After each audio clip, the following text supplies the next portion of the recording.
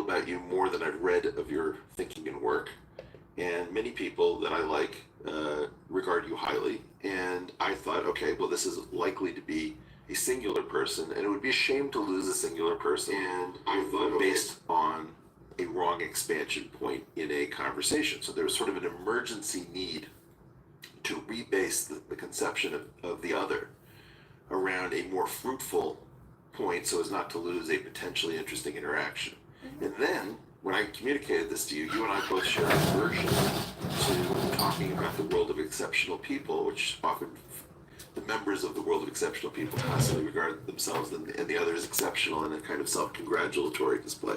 So the whole thing kind of descends into an orgy of analysis on analysis on analysis. And I wonder why we're not just more capable of doing this. Okay, more let's simply. Like, do this. You're forming an incorrect impression of me, or I need some acknowledgement from you that there is an issue of accomplishment, or so that you don't start lecturing me about basic mathematics if I'm a mathematician, let's say.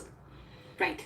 So, first of all, I actually do think this is probably a sort of a difference between us, in that suppose that I thought you knew me as just all that you knew about me was that I was a mother or something. Okay.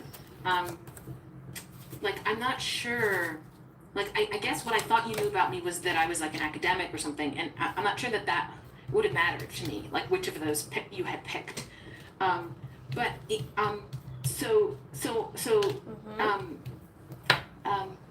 terms of why we can't just directly ask for this, I think we could have if we were teenagers or something. But I think we learned not to do it. We learned how to interact with people, right. And that's a rule. And so we're both following the rule. Mm-hmm. Somewhat. I mean, I think that there's also this problem. Maybe I'll pose it to you. Why truth doesn't work. I'm not a huge fan of truth the way some people are. And I'm a huge fan of truth. That's beautiful. So I posed them the problem of, if I have only mildly bad breath and you wish to let me know that for my own benefit, what's a way in which you could communicate to me that I have mildly bad breath? And I've actually never met anyone who's solved this puzzle.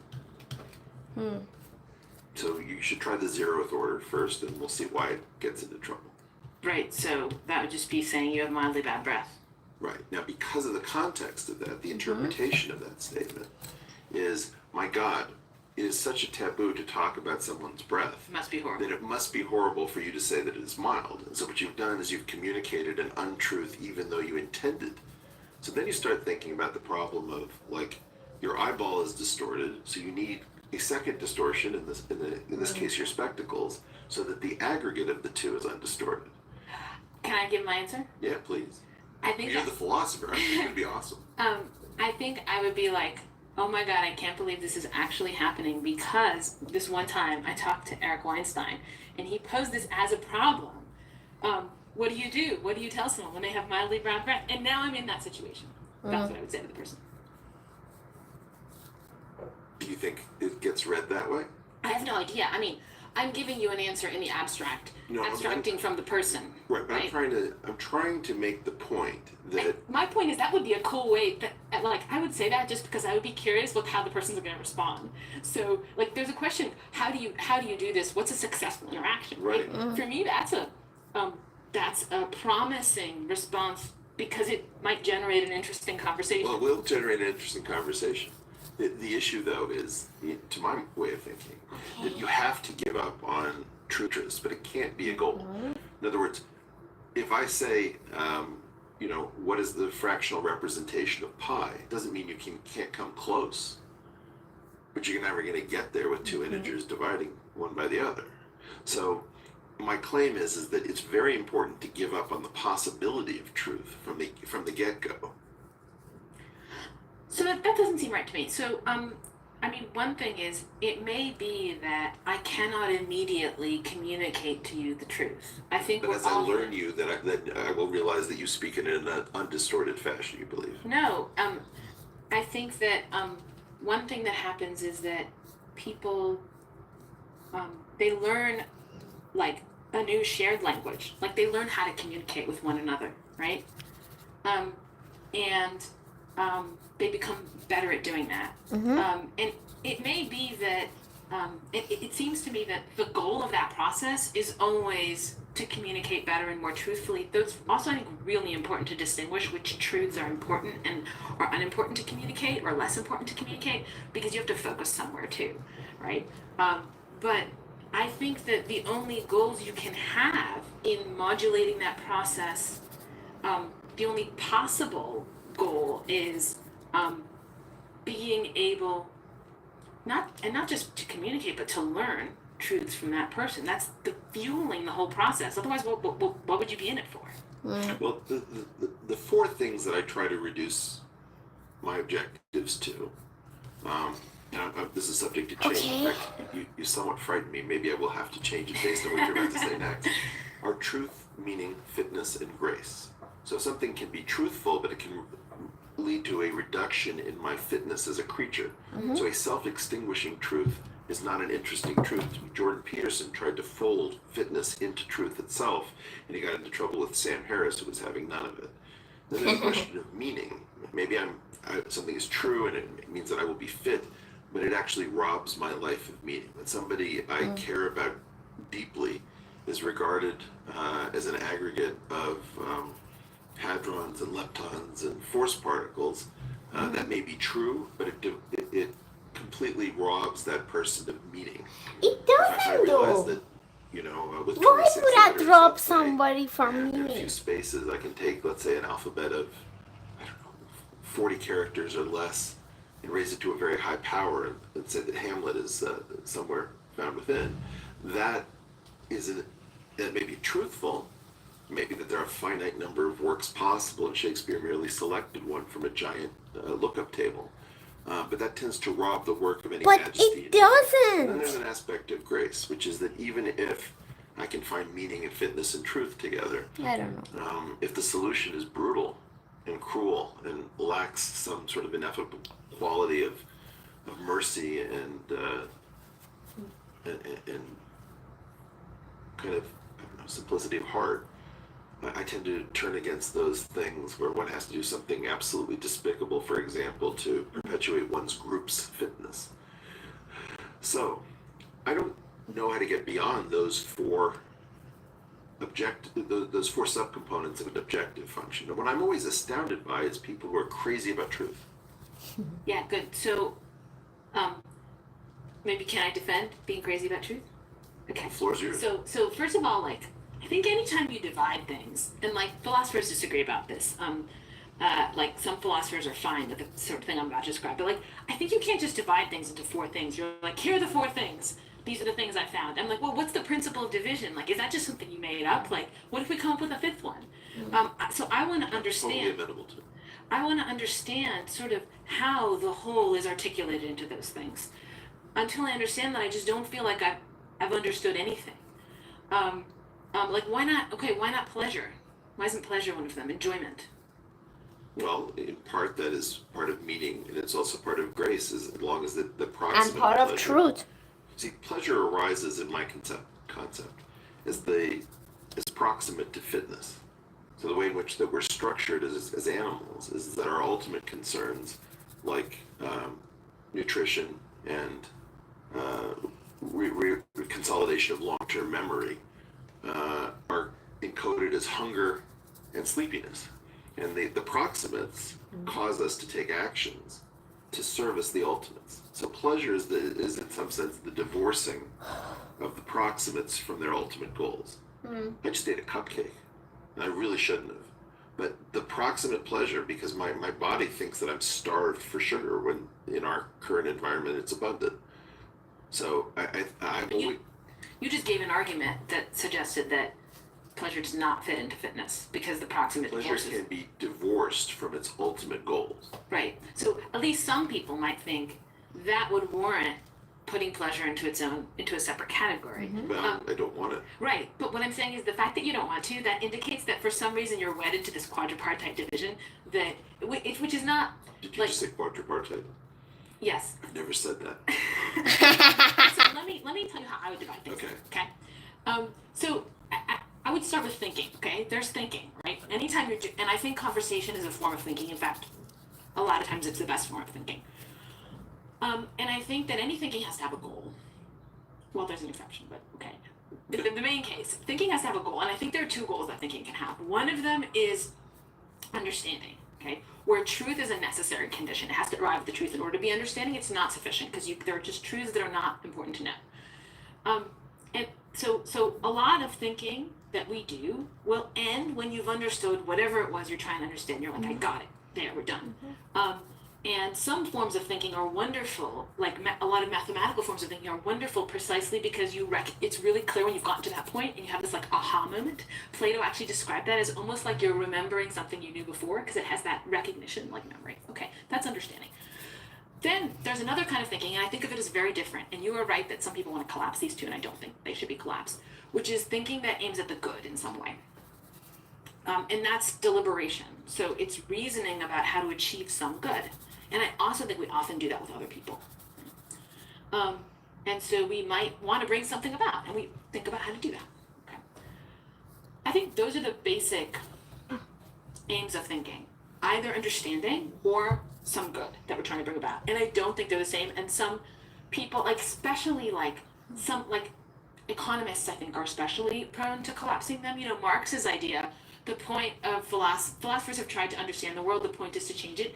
It's amazing because the Humboldt, the philosophy department in Germany, in the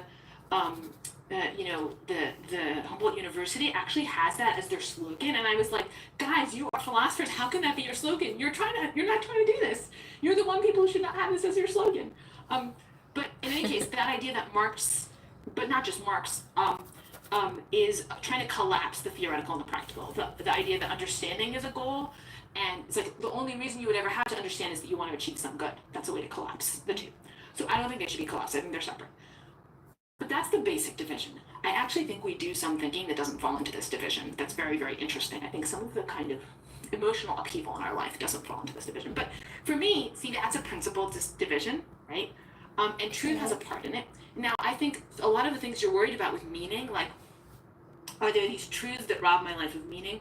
What I would say is that those are situations in which you have accepted a descriptive analysis as a reductive one. So like, it's true that I'm made of atoms, okay? That's true, I think it's true. But that doesn't tell you who I really am. It's a truth about me, but it's not a good answer to a certain question. And so you shouldn't confuse the idea that something is a true proposition with the idea that it's a good answer to a question. In a sense, the question, who am I really, is like the question you were seeking an answer to when we first met. Okay. And if I had said, oh, I'm a bunch of atoms, like that wouldn't have satisfied you. It wouldn't have been an answer to your question. So I would fold the meaning into understanding, with the proviso that you have to hold on tight to your question and make sure that what someone has said in answer to it isn't just a true statement, but actually an answer to the question. To my way of thinking, I would not say it's a category error that questions, or as physicists would call them, observables, are tied to strata, and that there are certain questions that are badly suited to a particular stratum. So your description as atoms and your description as Agnes correspond to two different, let's say, effective theories, which is sort of the Tower of Lies, where there are more lies when I call you Agnes than when I specify each of the atoms in your body. But the point is that the question about what is Agnes like is not really a question at the atomic layer. It's a question at this personality layer so in fact, it is a kind of category error to explore. Meaning doesn't belong at the atomic layer. There is no atomic meaning. Right, exactly. That's why I think that you don't need a separate meaning box. You just need to keep track of your questions. Well, that would be just the way polar versus rectangular coordinates are two different ways of talking about something. I think you could make that point. But I think what I'm trying to get at is that I watch people.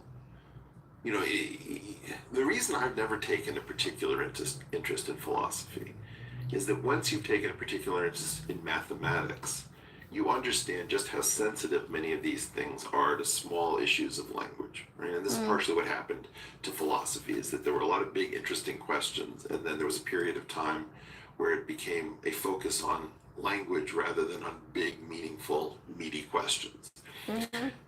I don't know that the human layer supports this level of analysis because of some of the reasons that we're talking about. Okay, that goes So, around the you biceps. know, we This can shape. notice, I mean, I don't even think, for example, that there is a status game. I think that there's a panoply of status games and that they're taking place simultaneously in a million different dimensions. And the key question is, can we isolate the principal components of some of those so that we understand, like, where's the majority of the action happening? Or are we actually doing violence to the problem by virtue of the fact that we've singled out a few of them and that we've misnamed it, well, that was going on in the status game. So, for example, any univariate measure has the property that it has an ordering on it. But every bivariate measure, unless there's a metric, does not imply an ordering. Like if you have one attribute that's positive that is greater than mine and one that is worse, until we can say in some sense how those two things interrelate, we can't say Agnes is better than Eric or Eric is better than Agnes. However, if there's only one attribute, like who can run faster, then one of us is better and the other of us is worse, unless there's a bizarre tie. Now, what I'm trying to get at is here we are, 21st century beings, and we're outside of the confines of the academy. And the key question is, what is this philosophical modality doing in our lives? How does it, is the examined life really aided by philosophy, or is there a sort of infinite tower of questions, and that it's sort of an intellectual kiting scheme by which you keep getting into deeper and deeper water by noticing something only to find out that the noticing created a larger problem than the previous one that you had? I think one way to put the case for philosophy is like you have to have a right. You have to. You can't just draw a distinction. You're just not allowed to just draw a distinction. That's why I said the thing about the quadripartite. You're not just allowed to slash the world up into bits. The place where philosophy comes from is Parmenides. Parmenides was really the first philosopher, okay? And this is pre-Plato, right? This is the pre-Socratic philosophers. And he like Zeno's paradoxes are sort of woven into Parmenideanism. But the basic idea of Parmenides' basic thought is that there's only one thing you can say. It is. I have a video So about that. there's just one thing, and there's one thing you can say about it, that it is. And you're like, well, Parmenides, no, look, there's also like this chair is.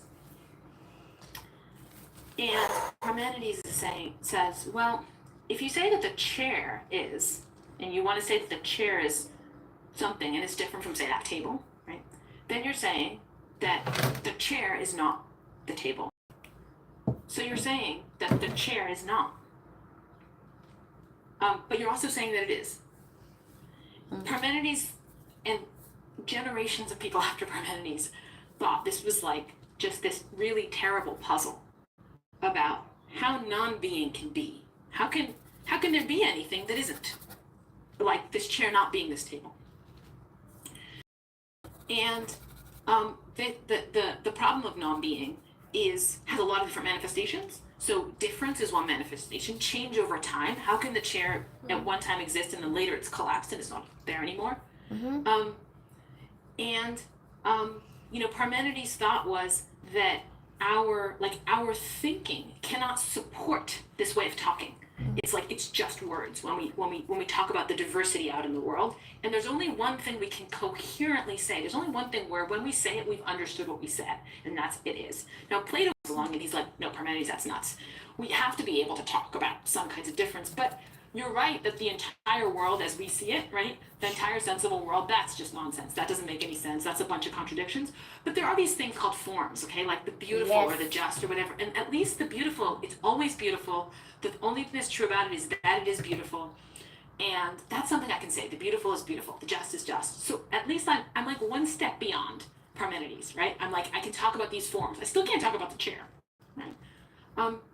Okay, and then you get Aristotle, and Aristotle is like, no, guys, we have to be able to talk about like human beings and things, and we need to enrich our language further. Now, the reason I bring all this up is that the basic philosophical impulse is that when you draw distinctions and you carve things up and you talk about layers, okay, you've in a sense collapsed your own thought into a bunch of different things that are like not unified, right? And you need to be able to see the unity of them if you can't, you haven't actually had a thought. Like you haven't thought anything.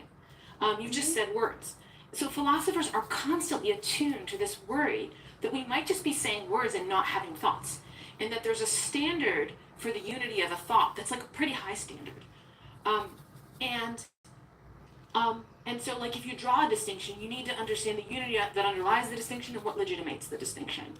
And so like if I say, if I say even like I ate the cookie even though I knew that it wasn't the right thing to do, and you're like, well, wait a minute, you freely ate the cookie, you chose to eat the cookie, yes. So that was an intentional action, yes. So an intentional action is when you have a reason, yes. So a reason means that you think that it's all things considered the best thing to do, yes, that's what a reason is. Wait a minute, you just said you thought it was all things considered the best thing to do, and you thought that there was something better that you should do. You just contradicted yourself, right? And Parmenides thought that contradicting yourself was written into this is a chair and this is a table, right?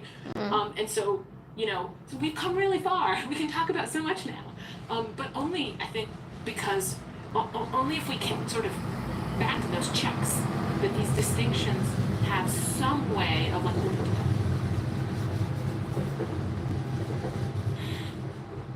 Breathe with me. Yeah, I don't know why I'm so singularly unmoved by this kind of thinking. Well, object to it. Well, where did I go wrong? Find one place I went wrong. Hegel at some point said the absolute idea, the idea's unity of the subjective and objective idea, is the notion of the idea, a notion whose object is the idea as such, and for which objective is idea, an object embracing all characteristics in its unity. Okay. When I talk like that, I sound insane to myself. And the key question for me is, what is an idea that settles down when its analysis doesn't sort of alter and destroy it? It's sort of a fixed point, if you will, under analysis. So if I communicate, the problem, let's say, with the status game with which we began our discussion, is that in some cases, when you call attention to your need for status, you diminish your status. That's also true, though. I think that's not the only reason why you can't call it. But there are ways in which you can try to call attention to your status, in which the amount of status that you achieve by calling attention to your status remains constant, that the calling doesn't effectively alter the problem. For example, you might signal that you're comfortable enough in your own skin to talk about a part of your mind's petty needs and a part of your mind's reasonable needs for status. I have both, for example. And I don't think it's a terrible thing to say that there are times when I simply want to be regarded because I am, and that there are times that I want to be regarded because it is important not to derange a conversation. Let's say I only have 45 minutes for something, and if we begin with the wrong notion of who I am, it will take too long. So there's always this question, in the bad breath example, the problem is that the talking about it has to do with an interpretive complex or on client side in inside your interlocutor's mind.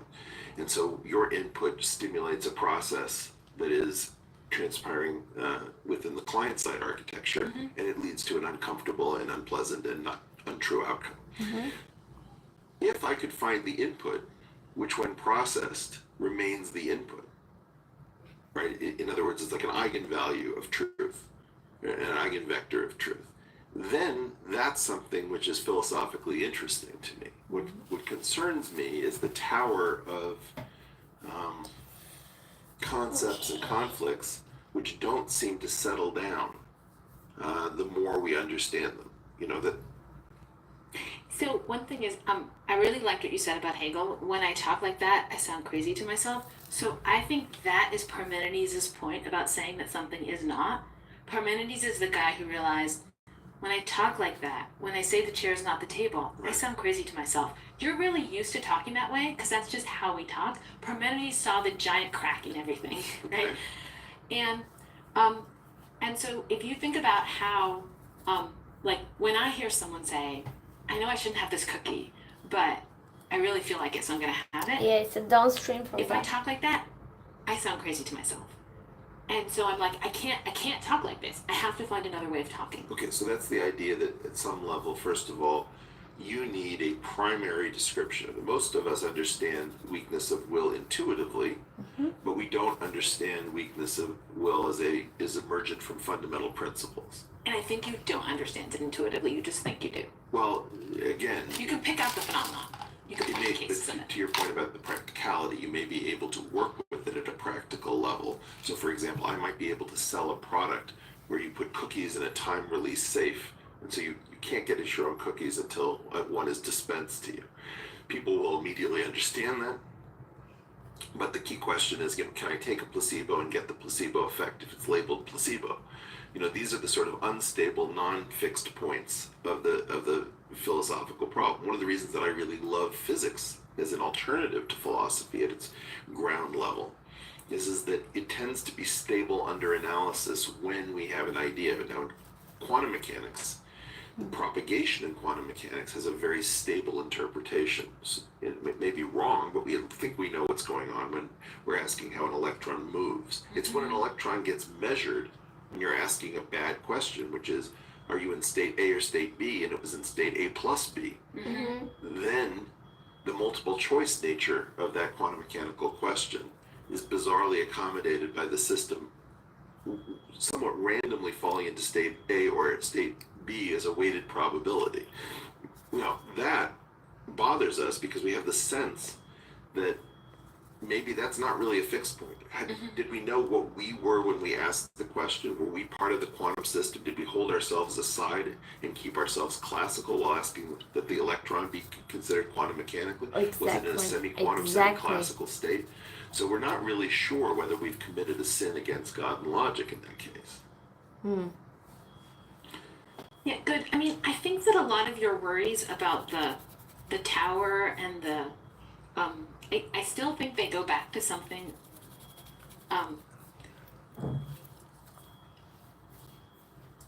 there's a question whether we ever make any progress in a conversation. That seems to me to be the real question there. Like, can we learn from each other? And can we learn from each other in some sense without making any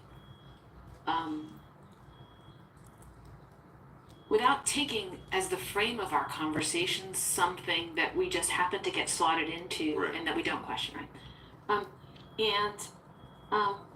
And I actually think that it's true about philosophy that you are not guaranteed in any way that the answer to that question is yes. You don't know that it's yes. And there, You've had epiphanies in conversations which have changed your life. my problem is that I have too many of them, but yeah. Okay. It's not that a must be an dearth of- awesome life. It's not a dearth of epiphanies. It's a total instability. But can I just say, there's this moment, okay? Like I feel like you're Meno, okay? This is Plato's Meno, and they're having this conversation. Socrates is like, you're a big opponent of excellence. Meno comes to Socrates. He's like, I want excellence. How do I get it? And Socrates is like, well, let's start by figuring out what it is. And Meno's like, that's not hard, right? That's super easy. Meno says it's easy about like 7 times in a row. It's really funny.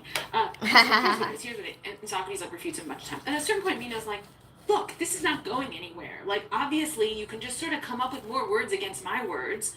How do we ever know we'll ever get anywhere with this, right? And Socrates actually at that point turns to math, and they use a mathematical example about finding the double square. So if you have a square, and you want to find the square whose area is twice as big as that square, and how somebody who goes into that problem making a certain set of assumptions will never find the answer. We can talk about it if you want. It's a great example. But the point is, afterwards, Socrates is like, yeah, the truth is, there is no guarantee. We don't know, right? But I think that it is better, we will be better men and braver if we believe that we ought to inquire than not. And, you say you like physics, but I don't see it as an alternative in the sense that it's not going to give me, it's the levels problem, right? It's just physics is not going to give me the answer to the questions I have, and I can't just abandon those questions. And I would be a coward if I didn't try to find answers to them. Coward is the very high state of the stack, or high level of the stack, right? In some sense, the questions that really have come to animate me throughout my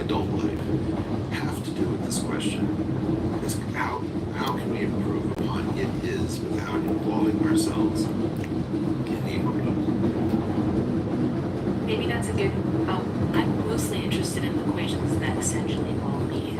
Right. So that may be a big difference. When you say coward, like I think in some sense courage is what makes life worth living. Mm-hmm. Like I wouldn't if I thought I was if I thought I didn't care about courage, like if I thought I was okay being a coward, Yeah. I would think that my life might not be worth living. I think courage is the sense, at least the sense of the importance of courage is the sense that life is not merely biological. That life is worth something. Well, okay, so I mean, There are first of all, conditions let's under which say that's something about your background. You are not only Jewish but Hungarian Jewish. Yes. That's Oh right. yeah. Notice anything? I mean, you want to talk about a group of non-cowardly human beings? I would say Hungarian Jews are about one of the most courageous groups of people I've ever dealt with. Ethnically, courage is a huge trait, different even from other parts of the Ashkenazim. I think I was very courageous of my parents to come here. Yeah. Yeah. But I don't think that they like I don't know, did they I don't think courage is something you can like hand down in that way, though I do think that you can facilitate the conditions of its acquisition and you can kind of I'm just saying there's a system of selective pressures that existed in Hungary, in the Jewish community, that produced an exaggerated extremophile response. Right? I mean, Edward Teller came from a firmament. There was you can't look at a giraffe in isolation from the trees on which it feeds. Sure, that could be right. That mode of thinking is one that it's a little bit like the atoms, you know. It doesn't for me shed light on like the circumstances in which I have to fight and what I have to fight for under those. Have more courage and take another look at it. I mean, in other words, this is part of the problem, which is that there is that which you feel, and I'm not going to use anything personal because I eschew going into somebody like I had this erotic actress in your chair not too long ago, and I didn't want to ask her about the details of her sex life. I wanted to talk around sex, not about her sexuality, which is what happens at every.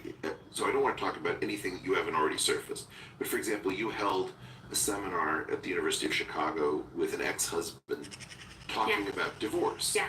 Now that is an incredibly courageous position from many perspectives, right? Because you're dealing with something that would usually cause feelings to well up and might touch on things that would actually alter and perhaps deform your life. But you felt that you had enough ability to do that with strength and distance, that it was something that you were not only willing to do but interested in doing in front of an audience. Right. So maybe one thing it's interesting about the personal, you know, I think I wrote this to you in an email that it's just, I guess this is just a psychological fact about, no, it isn't just I think it's connected to some philosophical things, but I don't, things that other people would find like too personal and uncomfortable to share, I often have to consciously classify in my head which are those things and be like, Because don't say this. that way to Yeah, you. yeah. And so like I've just learned by experience it will make other people uncomfortable if I say things to someone I don't know that are too personal, but it doesn't make me uncomfortable. So I don't have an inner sense of that. So there isn't really anything where I would be like, I mean, maybe there is, but I can't think of it. I can think of it, and it wouldn't be interesting for me to go there to prove to you that that exists for you. Right, but that's relevant, I guess, to the divorce thing. Like, I think it's not as courageous as it would be for other people because I think it's not as courageous for you as it would be for other people. But are you really looking? Like, I think another person who sat in that chair was Brian Callen, the comedian and actor, and he made the point that there aren't that ultimately. We all and you could I discuss. think that's true. Okay, so then courage is also important to me. One of the reasons I'm doing the show and the whole idea of naming the intellectual dark web and all that stuff has to do for me with answering the question, what would I have done during the McCarthy era? Is that I watched my family terrorized by this government, and I wanted to know would I have stood up or would I have cowered under a table? So it's a particular kind of courage. And by the way, it's been very unpleasant many days. But It's also a kind of courage to which I am partially well suited. Okay, so my question is, isn't it a question of marginal courage and the marginal courage to which you, in particular, Agnes, are particularly well suited? I mean, the act of bringing another life into the world turns us all into cowards. I guarantee you that you are a coward when it comes to your child. Absolutely. Um, Not that I know. I actually think that question of courage with respect to one's children is much, much more fine-grained. Like, it comes up 1,000 times a day in my interactions with them. But certainly, there are circumstances in which that you could say I'm a coward with respect to my children. In other circumstances, I think I have to exercise a lot of courage with respect to them. No, but I don't want to talk about your child because I find it actually, I brought that up and I would like to, that would be the last time I would actually bring up your actual child. Okay. If I think about Sophie's Choice, Yeah. I get very angry at the existence of that book, Yes. right? Because the issue of deforming people by choices involving their own children, where they lack the power to choose what items should be on the smorgasbord and are forced to choose between the shit souffle, the shit salad, and the shit soup. Yeah. There's an evilness to simply making us participate. I'm thinking about Saddam Hussein's penchant for executing a family member and sending the bill for the ammunition used to the family so that they're forced to become complicit. Right? Everyone who brings a child into this world is, almost without exception, either a monster or a coward. And in fact, this is the Abrahamic sin. Mm.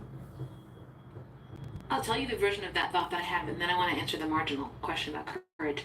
The version I've thought of that thought that I've had is, like, there are things that, so when you invest yourself, it's a point of vulnerability. Absolutely. And if it's your child, then in a sense, you've invested happiness that you will never recover from. And so it's almost like you've made yourself someone who could become insane because you have opened your mind to be wounded by the world in Yes. certain ways that you cannot control anymore, Mhm. right?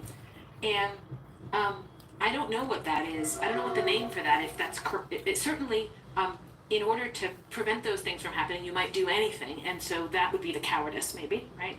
But it's more than that, right? It's this kind of somewhere like, in a way, your mind isn't your own.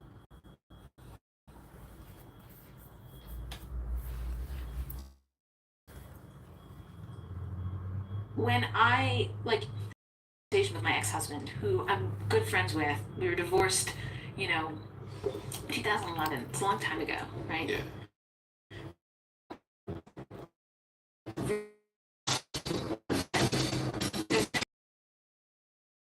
Because our divorce caused a huge, and it caused this huge sort of emotional response in the whole community. And a lot of people hated me. Still don't really talk about this as well. Divorcing between except for yourself.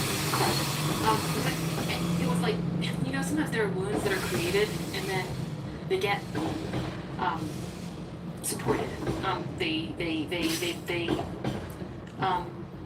don't know what the right word is. It's like they get scarred over. Mm-hmm. Doesn't sound like it comes from the divorce, it comes from the ideology. Yes, right. So but I get to talk about this, about getting divorced and falling in love and what love and marriage and divorce are. And I gave this talk because I was worried. I didn't mind if people were, didn't like me or my choices or whatever, except my students. I was worried about my students. I was worried that if the students that I had taught came to sort of they would undo the teaching that I had done of them and get in the way of potential teaching in the future. That it was like a professional obligation that I don't had know to about clarify the situation for my students. Like, I don't mind if people gossip about me, but I do mind if the people I'm trying to teach. But I don't even think I No. don't believe you that you don't mind if people gossip about you. You may not be able to Sorry, control it. I do. You're right. That's all I meant. What I meant was I don't have a moral obligation to try to correct that, but I did feel I had an obligation, and there was a lot of pressure. Like people, through back channels were telling me like, don't give this talk. Do not do not give a public talk about your life. And it was like, Can you say what the contents of the talk were about, or absolutely. And is that someday I'll if publish it's it. not okay? Someday. It was, so, I mean, really, in some ways, the talk was quite academic. It was a talk about love. So it started with the circumstances, which is, I was married to someone and I fell in love with someone else. Okay. And then I was like, I didn't think that was like the kind of person I was, the kind of person to whom that could happen. Mm-hmm. But it did happen. And I tried to explain it, and I tried to explain it using some of the texts that I think shed the most light on my own situation. So they were, I think I talked about this passage from Henry James's Wings of the Dove and from Plato's Symposium Yes. about what I thought love was and how it was related to the kind of quest to become a person. Okay. So that's what the talk was about. But it was like I wanted to give to my students my own understanding of what had happened to me. I felt very much like, this might be self-aggrandizing, but I felt like Socrates when Socrates says in the Apology, Mm-hmm. I want to show to you the meaning of what has happened to me. And he's speaking there after they've condemned him to death. And he says, and he's already spoken to the people who condemned him. He's like, to the people who voted not to condemn me, to my students and my friends, I want to show to you the meaning. I want you to understand. And it was really important to him that those people understand, because he didn't want to sabotage the educational project that they had been involved in. And that's what I felt at that time. So in other words, in order for me to infer why you would do this, because it's a rather odd thing to do at one level and Yeah. very understandable at another, I would have to surmise and infer that you had in fact invested certain teachings of yours to your students with the personal, therefore calling it. You see, one thing. No, I actually no, that's not quite right. So first of all, I don't have any teachings. So I hadn't invested. You teach ethics? Absolutely. Okay.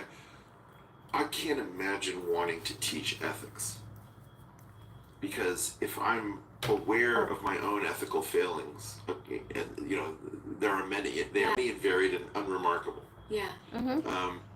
The idea of getting up and talking about ethical failings of others and why you shouldn't fail ethically. I'm friends with Sam Harris, and he really doesn't believe much in lying. Now, he's not absolutely fanatical about it. He knows that there are certain cases where he has to lie. But I would never want, because I'm trying to be aware of truthfulness and fickleness and all of these sorts of things, status, for example. I have a need for status. It's not a standard need for status in some ways. In some ways it's boring. Mm-hmm. But I don't mind talking about it because I can make contact with it and I don't feel diminished by inheriting a human condition. The thing that really distorts me is that I feel like we're all handed this white suit that we don't want at birth. Okay. And then as we live our lives, all of the things that we do when we spill our soup or, we spend time in the barn end up soiling this white suit. And people look at us and say, my God, look at you. My question is, well, who ordered the white suit to begin with? Wouldn't I rather start with a baseline that says, I bet I'm a fairly standard person, and if lying is a problem, and if hypocrisy is a problem, if injustice and bigotry are problems, wouldn't I want to give myself a budget in all of those areas? And the key question is trying to live within one's means. I think that's absolutely right. So when you said like, I have all these flaws, like that's why you want to teach ethics, because you want to understand them. I mean, the thing about the white suit, so I think that's a really pervasive myth in our society, and it's maybe a bad legacy of Christianity, but it's a bad one. The kind of virtues of innocence idea, right? And that's related to the status gain point about how we get something for free, right? Ideas, well, maybe you can sully it, maybe you can sort of, and then clean it up again, and that can be your ethical agency, right?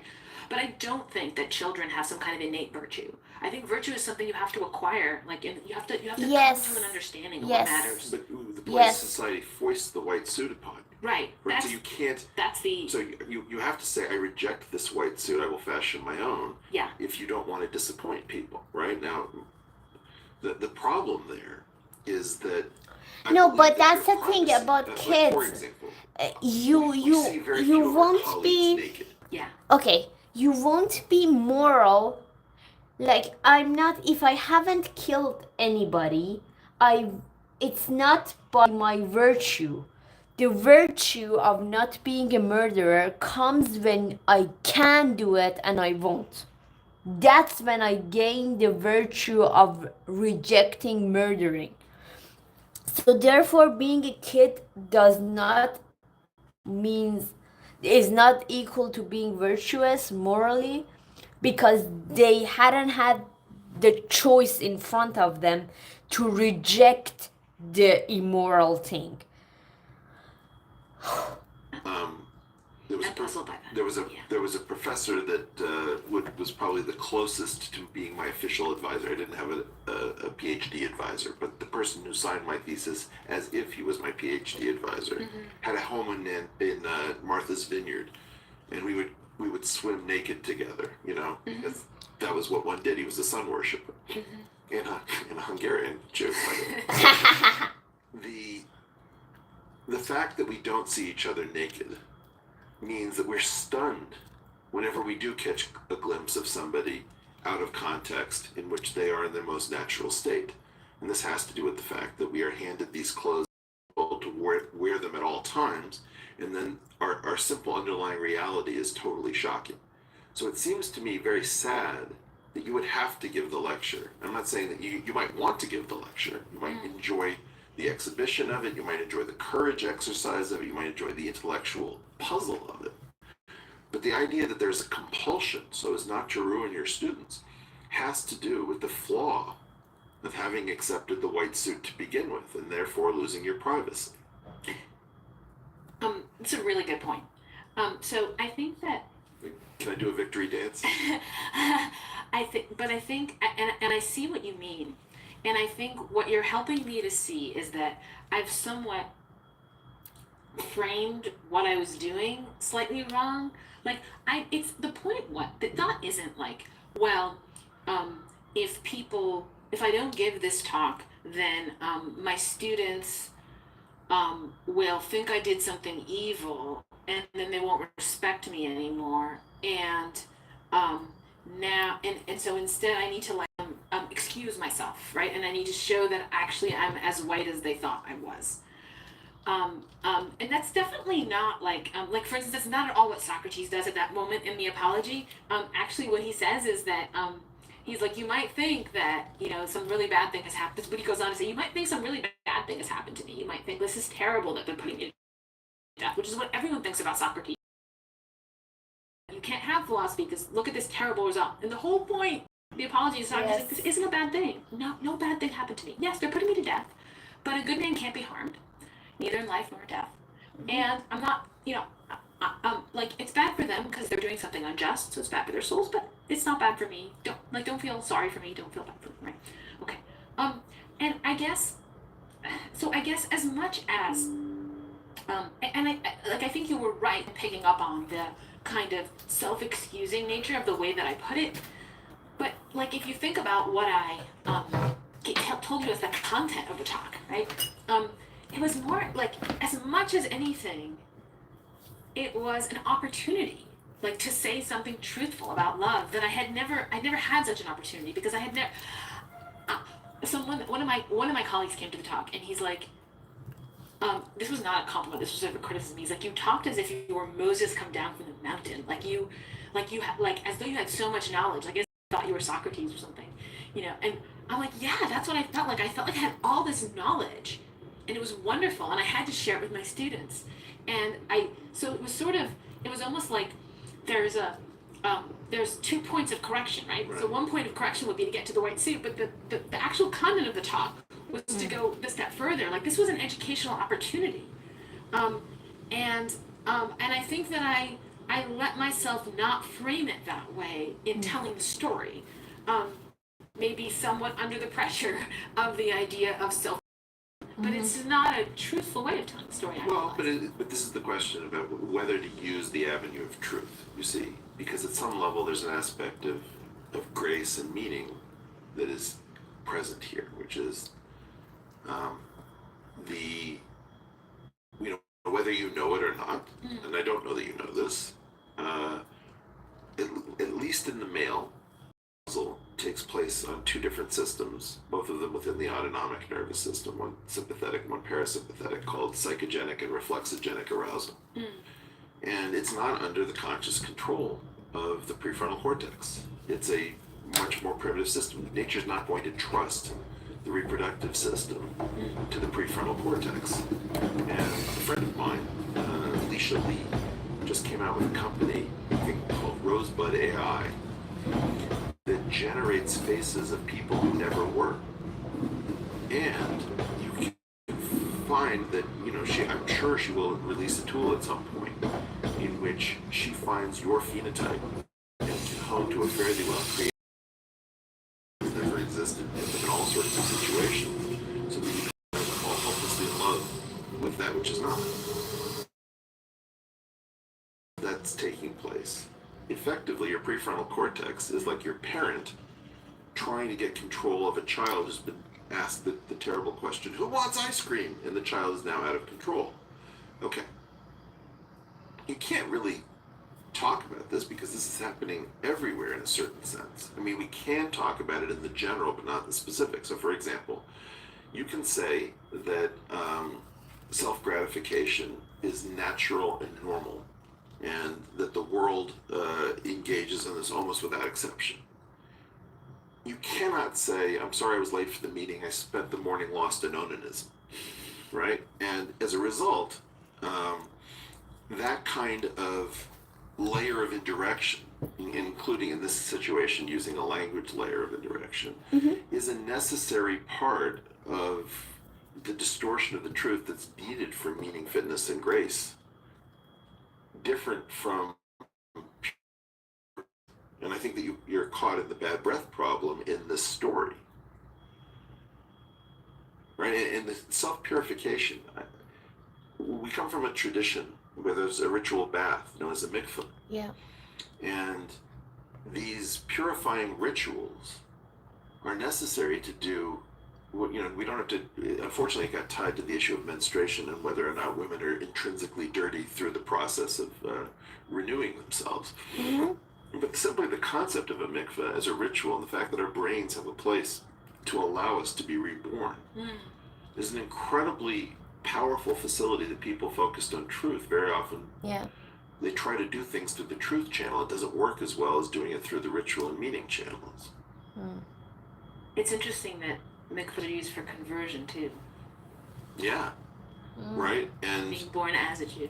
well, and another thing, if you've ever read what prayers we say on Yom Kippur, on the Day of Atonement, It's purification. it's terrifying because Yeah. you sort of start by atoning for your sins, and then you get into we are sorry for pretending to atone for our sins when actually we're not really sorry at all. You know, it's holy cow, that's written there. So I think that the idea that we can step away from being so concerned with truth and move over to, you know, ritual and meaning and something else, it's like, it's as though you can step outside of thinking and do something else with your mind than thinking. Like, and my view is there's only thinking. There isn't some other operation. There are other things that happen, like there are other things that happen to your brain, right? But there's only kind of one thing you can do with your mind. And there is no way to not care about truth. Even in your dreams, you couldn't care about truth. In no way. Look, if you asked, when Rabbi Walpe sat in your chair, we got to the end, and there was an issue about how does a final theory of everything affect our concepts of ourselves? Yes. Right? And I said to him, you know, at some point, the hard thing is to conceive of what we mean by a theory of everything, because there's that which is left undone in the theory of everything, and it usually what I believe it means is that we are no longer searching for mathematical improvements at that point, but searching for something ineffable, some kind of gossamer that we can't touch without it disintegrating at our touch. Or, you know, this issue of what is the meaning of life. And to the extent that I've been able to try to distill it into a sentence that doesn't crumble on me, I've said that the meaning of life to me is the struggle to impart meaning to me. Absolutely. 100%. And as soon as the reason I constructed it that way is that if you just say that you're 100% clear, like even on what that means, then you're no longer struggling. Absolutely. And so as soon as the struggle disappears, the meaning Disappears from the other hand, it disappears 100%. from life. Fuck yes. You know, the Shakespeare quote about sound and fury signifying nothing, then you've also lost the meaning of life because you've sort of crapped out of the game. And so it's only the active part of turning this thing over in your mind that keeps us animated. Yes. I think there have to be completion points, even if they're provisional. Yeah, but they're That is- points. I don't think it can just be struggle. Like, because the short version of your answer is the meaning of life is struggle. No, it's, without Cut the off all qualification, Yeah, it is a he says it's a struggle to impart meaning to me. right. It's a particular aspect of struggle. Okay, but my point is the genus is Yeah. struggle, right? Correct. Which is like something kinetic, right? It's emotion. Not And- necessarily. No. If I'm struggling to pry a top off of a ketchup bottle, there can be a static moment where I'm simply putting pressure and there's not much kinetic. Fair. And metaphorically, I mean, obviously it's not really about ketchup. Right, but like even if there isn't, in order, imagine you just saw a frozen picture of you like this with the bottle, right? Even if your muscles were tensed, you wouldn't know whether you were trying to get the top on, take it off, or just keep it the way that it was, right? Struggle is in a way diachronic, and we can see the struggle through a longer. By the way, every time you say diachronic, the next time we meet, we're going to drink. I don't usually say it this much. You're What? putting this out in me. I love that. Um, This conversation is going incredibly well. So I think that look, there's this something else you said in your conversation with Rabbi Wolpe was that you hate when people say that happiness is the meaning of life. So I'm going to say that. I think happiness is the meaning of Spite life. me? Maybe I think- spite is the meaning of life. I think it's true, but I think it's obvious. There's no other answer. It's completely trivial truth. No one can disagree with this. What? Because of something I would call the value deferral problem. Okay, so, and I think this is like the number one ethical insight of the ancient world. It's super simple. Okay, which is that Okay. like it's something like this. Like the value of my life Yeah. can never be somehow something outside of me, something to be found outside of me. So like, I mean, suppose like, okay, here's a thing that Aristotle considers a bunch of possibilities for like what a really good life looks like. Yeah. The most interesting thing about the possibilities that he considers is one that he leaves out. He so nowhere he has the idea of the life of money making, life of honor, the life of the intellectual life, the political life, etc. It goes on and on. But one thing he does not consider is like, what about altruism? Okay, what about the altruistic life? Like, suppose that I say the entire point of my life, right, is to make you happy. Okay, I'm an altruist. Is that what it means? Let me give that as an instance. All right. Let me give that as an instance. Suppose you're an altruist too, though, right? It's okay. So you go out and you make someone else happy, right? You just double the number of counterfactuals I'm entertaining. Keep going. Okay, here's why Aristotle didn't consider the possibility Right. as a good life. Okay. Is that as an altruist, I'm sort of like deferring the problem of the meaning of my life onto you, and I'm like, well, the point is that Eric be happy, right? And suppose you defer also, right, to somebody else. It's like we can't keep deferring. Somewhere along the line, someone's actually got to do the happying. Right? Yes. And I think it's got to be me who does it for my life. It's not my children. It's not my students. No one can do the meaning of my life for me. And that's just what sort of ancient eudaimonism is the realization that the value of someone's life has to come home to them and be available to them in the form of something like an experience, something, not that pleasure, but none of these people loves pleasure, but something that is in a way transparent to them and available to them as meaning, as an experience. And that's what the word happiness is supposed to capture, at least insofar as it's, say, a translation of the Greek, like eudaimonia, right? Mm-hmm.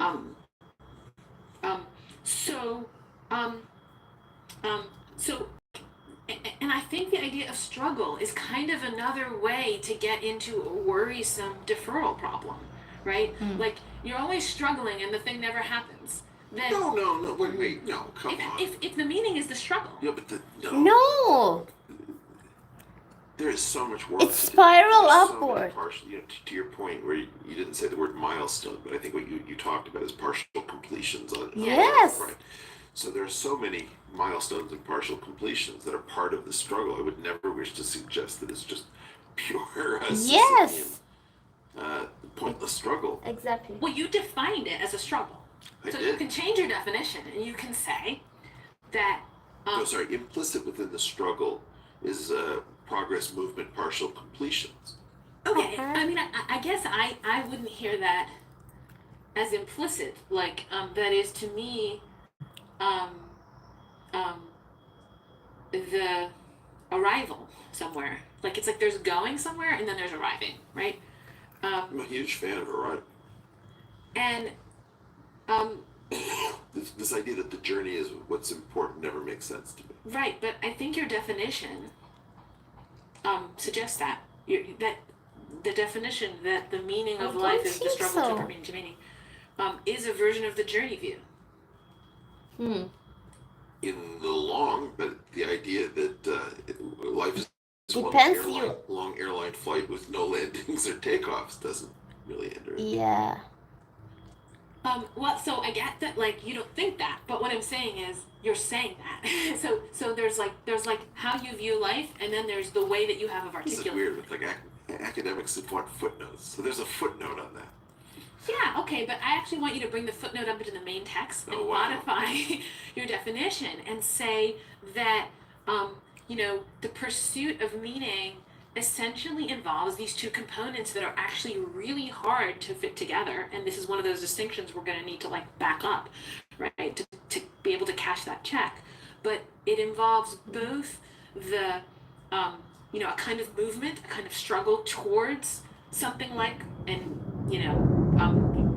putting Oh, meaning in meaning nice. or understanding, or maybe there's more than one kind of endpoint, and then there's something like being at the end point, right? And there has to be a what it is like to be at the end point, and that has to be Okay.